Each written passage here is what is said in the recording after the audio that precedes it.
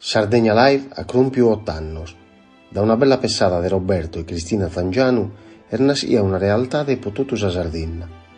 8 annos a omo nascia Sardegna Live. Torrande a seus e biendes in custos annos amusattu, podimus narri amus tentu sorte bona. In su tempu semus crescios grazias a bois e nos ha sempre seguiu.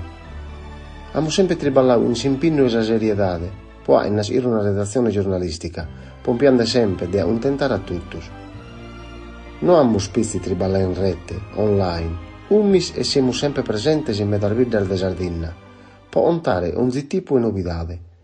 Amus concordado un'istruttura per la produzione dei loro videos, dello spoderà e binzas in diretta, attrezzaduras de alidade e nos permiten de ontare a lesisia novidade in cada irru de sa terra sarda e in cada momento.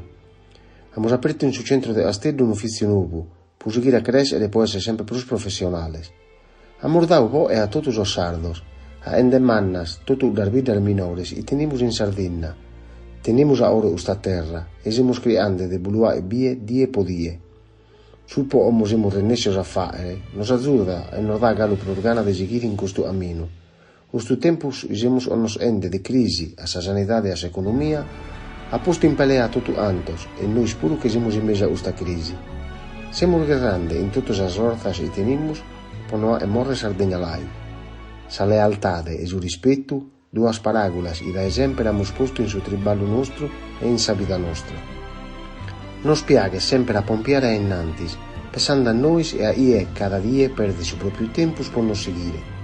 Torramos gracias a ie criti in nois, a ie galu oies credende e a ie ad a credere unu cras.